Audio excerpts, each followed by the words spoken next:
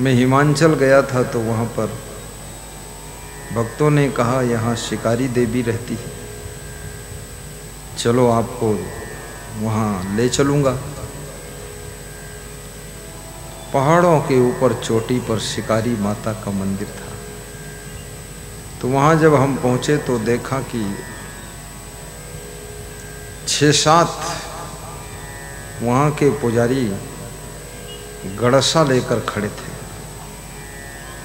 और बकरा का मूड़ काटकर देवी को चढ़ाते थे। 50 बकरे रोज काटे जाते थे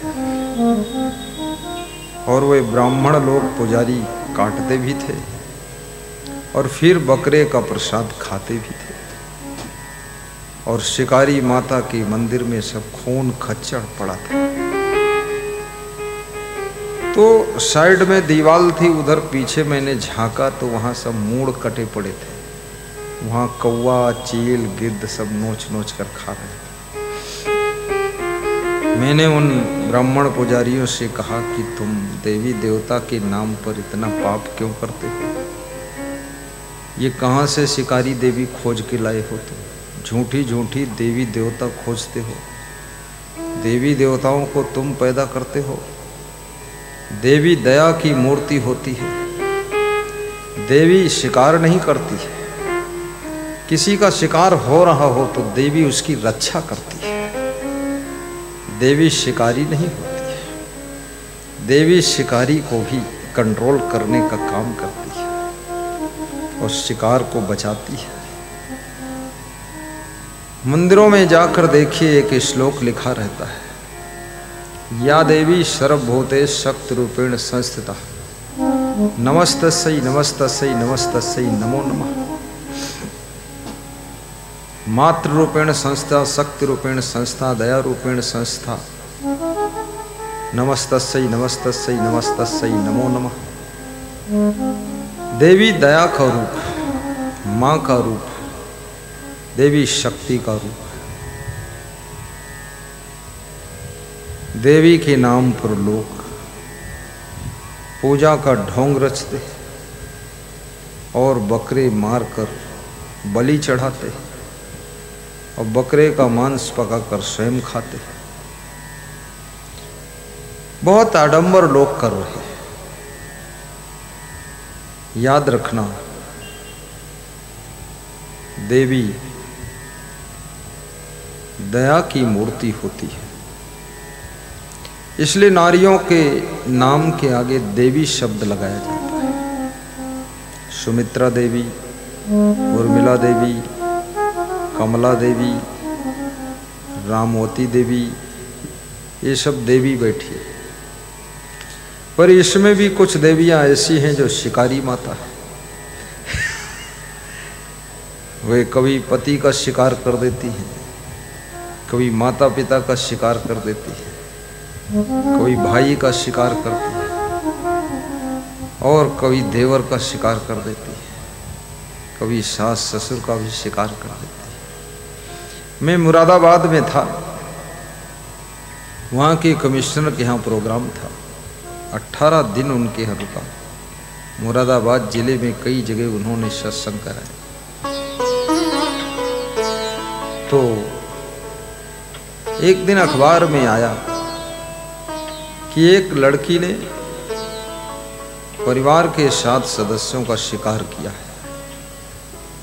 तो मैंने सोचा ये शिकार कैसे कर दिया? तो लिखा था चाय में जहर डालकर सबको पिला दिया। अरे तो चाय में जहर क्यों डाला? केसर डाल देती।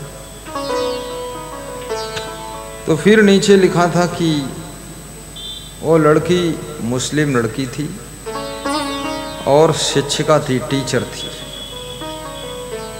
और किसी दूसरे के साथ वो फंस गई थी। ये संसार में फसौला भी बहुत है। तुम सावधान न रहो तो तुरंत फंस जाओगे। और कितने लोग फंसे हैं और जो फंसा उसकी हुई दुर्दशा। तो माँ बाप समझाते थे, रोकते थे, तो उनको भी जहर दे दिया। बहन शिकायत करती थी उसको जहर दे दिया, भाई को जहर दे दिया, पति को जहर दे दिया और अपने सास ससुर को भी जहर दे दिया। 7 लाशें पड़ी हैं और वो लड़की टीचर भी है, शिक्षिका भी है और उसकी शादी भी हो चुकी है, उसके बच्चा भी है और गर्भ में भी बच्चा है और 7 मर्डर कर दिया, 7 शिकार कर दिया। ये शिकारी माता है, ये शिकारी देवी। पूरे जिले में हंगामा हो गया, हाहाकार हो गया, क्योंकि 7 लाशें, माता पिता सास ससुर पति भाई बहन सब मरे पड़े। कमिश्नर गुस्से में आ गया और मेरा तो भक्त था, तो हमने कहा क्या डिसीजन ले रहे हो? बोला तुरंत कलेक्टर को डांटूंगा और अरेस्ट कराऊंगा और जेल में ठूंस दूंगा। तो हमने कहा करो। तुरंत कलेक्टर पर डांट लगाई, पुलिस फोर्स पहुंचा, अरेस्ट हुआ मामला। अब जिसके साथ फंसी थी उसको भी जेल हुई और जिस लड़की ने शिकार किया सबका उसको भी जेल हुई और पत्रकारों ने फोटो खींचकर फिर अखबार में लगाया। तो ऐसे बैठी थी जैसे सुपर्णखा बैठी है। बहुत नालायक औरत, बहुत बेशरम। अब ये वासना जवानी की उम्र में संभलना बहुत कठिन है। जवानी हो, धन हो, कुसंग हो, स्वतंत्रता हो, तो मनुष्य के पतन में कोई कमी नहीं रह जाएगी। ध्यान देना, जवानी हो और धन भी हो और कुसंग भी हो और स्वतंत्रता भी हो, आज़ादी हो, कोई रोक टोक करने वाला ना हो, पूरा पतन हो जाएगा। ये जो तुम्हारे माता पिता रोकते टोकते हैं, बेटे बहू रोकते टोकते हैं, ये जो सास ससुर रोकते टोकते हैं, ये तुम्हारा बड़ा भाई रोकता टोकता है, ये बड़े कृपावान लोग हैं जो तुमको रोकते टोकते हैं। अन्यथा तुम पाप के कुआं में गिर जाओगे। सत्संग भी तुमको रोकता है, भक्ति रोकती है, गलत राह पर जाने से भजन भी रोकते हैं।